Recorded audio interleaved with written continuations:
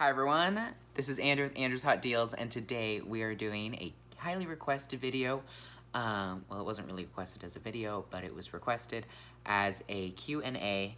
I know that I'm young and that I'm successful, and people want to know what I'm doing. Full disclaimer, I'm not that successful, I just seem successful. Anyways, let's dive right in, and thanks so much for watching. The first question is from Tasha, and Tasha wants to know, how old are you anyways? I am 20 years old. I was born March 25th, 1998, and I'm about to turn 21. I will be in Paris on my 21st birthday, and it's gonna be great. So that's your answer. Nikki wants to know, why did you start your business? I started my business because I don't like to work for other people.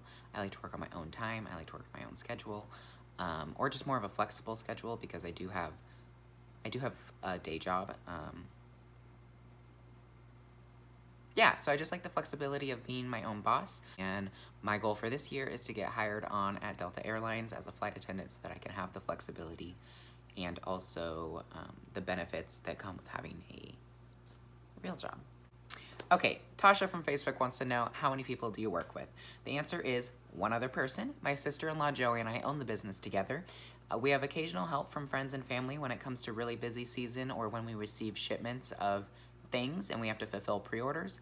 So I'll recruit a friend, and my brother is also a huge help when it comes to a lot of the manufacturing of our signs and when it comes to watching the kids when my sister-in-law Joey and I need to go do business errands. So yeah, there's just two of us. We have a little bit of outside help, but we don't have any employees and we hardly ever ask for help. So there's that. We're really, really stubborn and like to do everything ourselves. We actually struggle asking just each other for help, and it's really hilarious. So yeah, that's the answer to that question. Shannon says, what do you hope to accomplish with your success? I hope to accomplish a 6-figure bank account so that I can buy a house by the time I'm 23. I don't know if that'll happen, just as the business. But I support myself off of my business, and all of my money for my day job and my tips, they all go into a separate account, which is my house fund. So there's that. I still live at home because I have a 600 square foot bedroom and it's rent free. So you can do the math. I live in Seattle. If I wanted to rent a 1-bedroom studio, it's $1,200. Happening. Okay, next question. What is the worst and the best part of your business?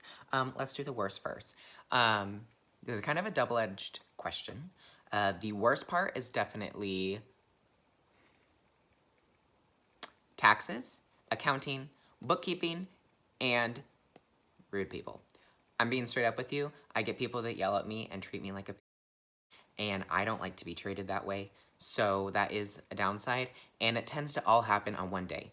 Just the other day, I had 4 people who were very, very not kind to me, and it literally makes me just want to quit everything I'm doing and shut down, and it puts me in a bad mood. It ruins my day. I can't work. I can't focus. I shouldn't take it as personally as I do, but I do. So I'm working on not caring when people are mean to me. And it's not even that they're mean. It's just that they talk down to me and, like, don't talk down to me because I don't deserve it. I'm working my ass off. So that's what I don't like about the business is the accounting and the rude people. But you're gonna have rude people no matter what you do, so that's what it is. The best part of my business is the customers and the people. I love the people that I connect with. I love when people show me photos of what they got to do with their stuff that they bought for me. And I love interacting with my people in my Facebook group to create items and customization and bounce ideas off of. It's a more personal level, and it's not just like me and them. It's more of like us communicating on a personal level, and I like that way better. Anyways, the best part is definitely the customers and, of course, the flexibility. And one day soon, I don't know how soon, will be the money. Oh, and the impress factor. When I tell people what I do, they're like, what? That's amazing. So, yeah. Next question is from Pam from Facebook, and she says, when and why did you start doing this kind of business? This is a really hard question to answer because April of 2017. Not that hard of a question. However, when I started in April 2017, I was I owned and made all of my own candles for my candle company called Rustic Pine. Um, and I started selling in a store, which then, and it was like a vendor-based store. I don't know if you ever heard of those. It's like an antique mall, but not antique vendors. It's just like a variety of vendors. They're very popular around here. And anyways, from there, I learned how to run a business, well, like a vendor-based business and how it works. I've never heard of them before that. And then I opened my own in October, and then we did that for a year, and then that was it. So yes, I had a storefront 3 months after graduate. Wait, June, July, August, September, October. 4 months after graduating, I opened my first storefront. It was a Christmas pop-up store called Old St. Nick's. It ran for 3 months. And then 2 months later, in March, I opened my permanent storefront, which was called Rustic Pine Marketplace. It was in downtown Monroe, my hometown where I live. And I was only open for 6 months because someone offered to buy me out of my lease, and I was so over it. I had 30 vendors, and it was like having 30 people tell me what to do. I loved owning the business. I loved the people I work with, but I, being only 18 at the time, people didn't really take me seriously, even though I knew what I was doing. So I just had it. It was very stressful. That's why I have a shitty hairline, was because of the stress. I would never go back and change it because I learned so much and it was such a valuable learning experience, but I would never open another store, ever.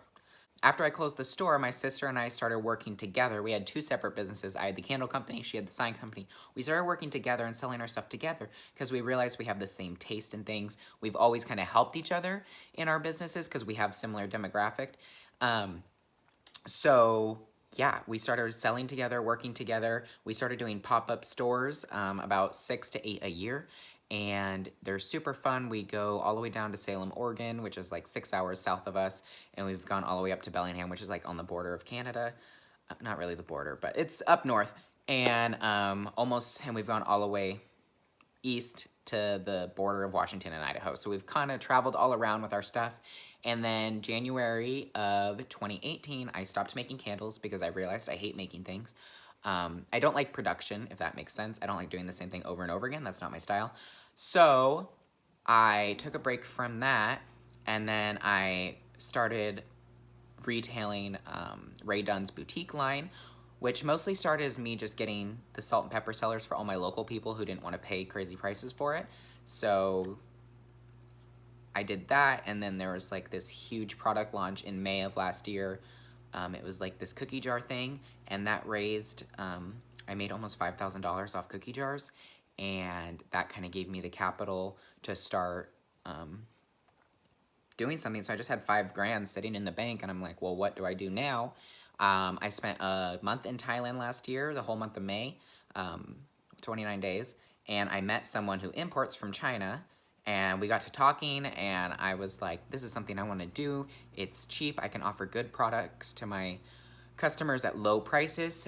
So the first item I ever imported was the tiered trays. Those of you that have been around for a while probably know. And it was kind of a disaster because it took way longer than I expected it to be, and they were like a month and a half late, and it was a hot mess. But now I know what the heck I'm doing. I know how long it takes for them to ship and how much completion. I learned so much. It was my first. There was no way it was going to go off perfectly, you know what I mean? So I took that 5 grand, invested it into China trays, literally. And then I pre-sold some of them, and not really a lot. I was pretty nervous because not that many pre-sold until like 2 weeks before they got here, because I was a new company. People don't know what I was doing. And that's kind of how it got started. And then I found a ceramic manufacturer, and I was like, oh, I have an idea. So that's just, it kind of led to one connection leading to another, to another, to another. And now I have 4 different manufacturers overseas. I'm working on finding another one that does metal work. And yeah, it's been great. As you guys can see, I'm releasing new products all the time. So it's super, super fun. That's how I got started. It's a really long story, but basically I've had tons of experience owning a business, just not an import business. And now that I'm doing importing, I literally don't even want to do anything else because I love it. I design, I make something once, I have them replicate it, and then it's super affordable to you guys. Super, not really affordable to me because I have to order so many, but I don't have to make anything. I don't have to do production. It's great. I love what I do. I love packing orders, shipping out orders. I love receiving shipments. So anyways, before before this video gets to be 80,000 minutes long, we're moving on to the next question. Kathy says, can't wait for my tray to arrive. Me either. And if you were curious, our tiered tray pre-orders are open right now. For their pre-arrival price, they are arriving next month in April. I don't have a for sure date yet, but they're coming in April.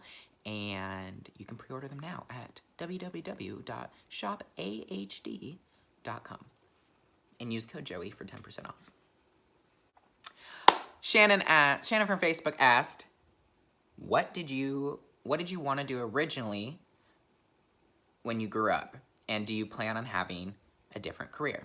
I wanted to be a baker since I was like 10, okay? I wanted to go study pastry school in France. I opened my first business when I was 14, selling cupcakes out of my house, and that money was supposed to go to college, and it's still sitting in my savings account. Because I never went to college in Paris. But yeah, I actually did a 2-year program at a local technical college, and I have a baking degree, an Associates of Applied Science. I did that while I was a junior and senior in high school, so I graduated with my diploma and with my associate's degree. And the day I graduated is the day I stopped baking. It kind of goes back to hand in hand with I don't like doing production. I don't like making 100,000 of the same cookie. I want to make one and then move on. So I'm more into like the decorating part. So I could do like a wedding cake, but I don't want to do like 5 wedding cakes in one day. So it didn't really work out because there's not really a hole that fits that unless I wanted to be a teacher. And I did some teaching for like 2 years. I did teaching cake decorating and cookie decorating, but it just got to be, this business kind of took off, and so last year I stopped teaching. And do I still plan on having a different career? Yes, I'm going to be a flight attendant, hopefully for Delta Airlines. If anyone from Delta Airlines is watching this, please hire me, because I'm great. And, okay. Teresa from Instagram wants to know, what do you do for fun? I love to travel. That's my favorite thing. I play a little bit of video games, not much. But traveling mostly, and that's kind of what I spend all my money on. I don't drink and I don't smoke, so I don't like waste a bunch of money on that crap. So I take all that money and I travel. I've gone to Thailand, London, and Paris, and Canada, of course. Who hasn't gone to Canada when you live in the Pacific Northwest? Yeah, so I spent 30 days in Thailand last year. I used to live on Hawaii. I was there for 6 months, which kind of counts as traveling, kind of not. And I leave next Wednesday on the 20th for a 2-week vacay to Europe. I'm going to London and then down to France, Barcelona, Switzerland, Germany, Amsterdam, back to London, back to home. Just in time to ship out all of my packages since I have a container of stuff coming in April. So yes, I love to travel. I wish I could do it more. Hence the flight school. I want to be a flight attendant because they get to travel. That's what I want to do. So it kind of goes hand in hand. Plus, you know, benefits, retirement, sounds great. It's kind of something hard to do when you own your own business. Plus, I like to keep all of my business's money in my business. I don't like to take money from my business. I take a little bit, but not much, because I want it to grow really, really fast. So I just reinvest all my money. So there's that. Shannon from Facebook has another question. She says, you've joked about your siblings a couple of times. Are you the baby? And is this a family affair as far as help? I'm the 3rd out of 4. So I'm just a neglected middle child. And that's probably why I am the way I am when it comes to my personality of wanting attention. Because you're just a middle child. But I'm the coolest child. My mom and my dad used to build and sell houses, so they kind of were entrepreneurial as I was a kid. My brother owns a towing company and makes more money than all of us put together, so that's cool, very inspiring to me. And my older sister lives out of state, and I don't know what she's doing for work right now. And then my little sister is going to be the only one of us that goes to college, even though that was supposed to be me because I'm too smart to go to college. So my little sister is going to the University of Washington next year, so that should be cool.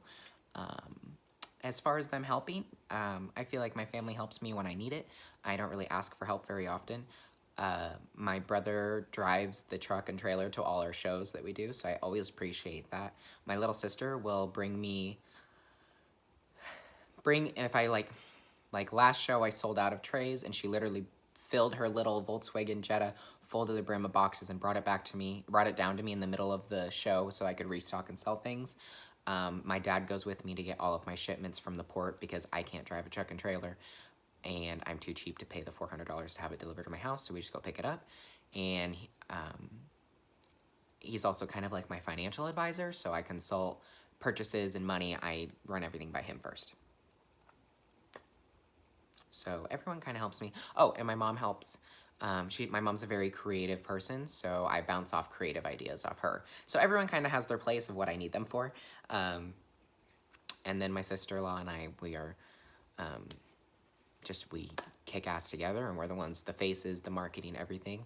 And then a shout out to my best friend Becca, who has a storefront in downtown Monroe, and she rents out part of their studio to me so I can use it as a ship station because I don't have the room at home. I'm currently in the process of building a warehouse at home. We have 5 acres and a big old plot of land that just needs a building on it. So I'm building a warehouse, but that won't be done till like August. So for now, I ship out of the back of a pottery studio, which is hilarious because she makes really, really nice, high quality, thrown by hand pottery that she sells mugs for $25, and I sell mugs made in China for $10. Rebecca from Instagram asks, how much money did it take to start your business? I really like this question because it's kind of cool. The answer is 0.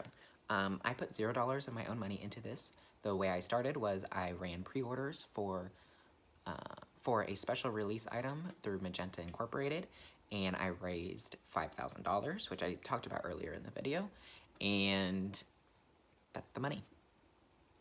That's where the money came from. And then I just took my profits and kept making more money.